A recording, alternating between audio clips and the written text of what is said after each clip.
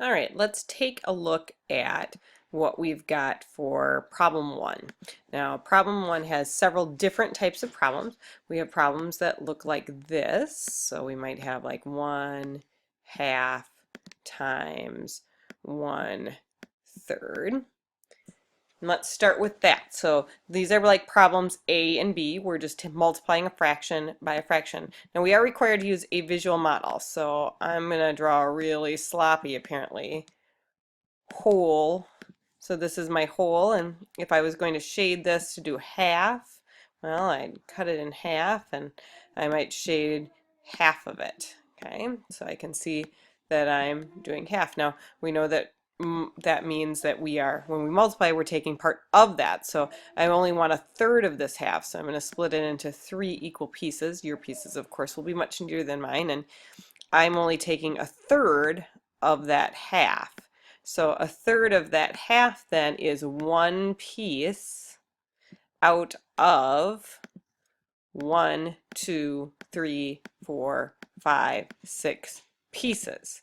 Okay, so that means my answer would be 1 out of 6. And we can remember that we know that we are also, if we just follow the algorithm, 1 times 1 equals 1, and 2 times 3, excuse me, equals 6. Now let's take a look at a problem like problem C. Okay, so I know that a lot of people got this wrong in my class. So let's say I've got a fraction, 1 2/3, and then it's being multiplied by another fraction. Let's just go with half. Okay, so this is very similar to the problem on your test in that this is a mixed number and then I'm taking a fraction of that. Okay, so in order to do this, I actually need to draw more than one whole because that first number is more than 1. Okay, so I have the 1 for my 1 whole, and then I need to draw another whole for my fraction. Okay, so my fraction is 2/3, so I need to split this into 3 equal pieces, or as equal as I can make it on my screen, and I'm shading 2 of them. And then because this is 1 whole,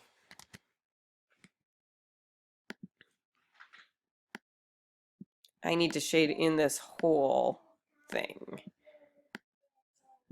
Aren't you glad that you have just pencils to deal with? It's much easier than this, I'm thinking.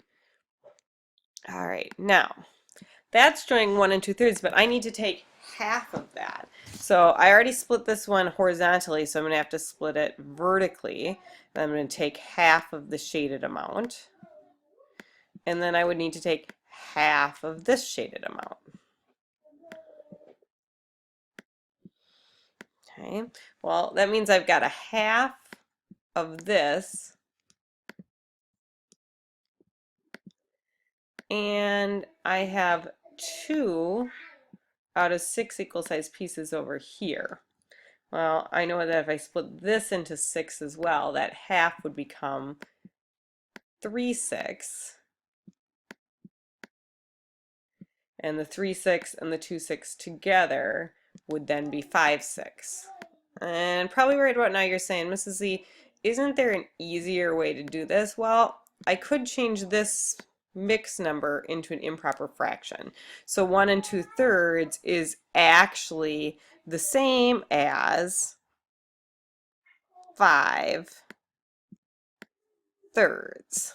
Okay, I'd cut that whole into 3 equal pieces, plus the 2 I already had, that's 5 pieces that are each 1/3, and then I'm multiplying that by 1/2. Well, then I can do my top times top, bottom times bottom, and I would in fact still get 5/6. A lot of you, what you did was you found 8/9 of the 3/4, and then you just tacked the 2 on. You kind of forgot about the fact that you have to take part of those wholes as well. Take a look at the types of problems that we have for D, E, and F. there are two types of problems. There are the parts like this that start with a whole number and are dividing it by a fraction, and then parts like this where we're taking a fraction and we're dividing it into a whole number. So I'm going to start with the visual model for this first one. Okay, so let's say I've got 3 wholes. Well, that last one's not quite big enough, is it?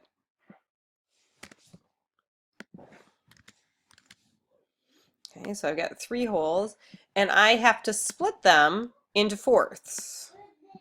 Okay, so there's 4 pieces there, there's 4 pieces here, and there's 4 pieces here.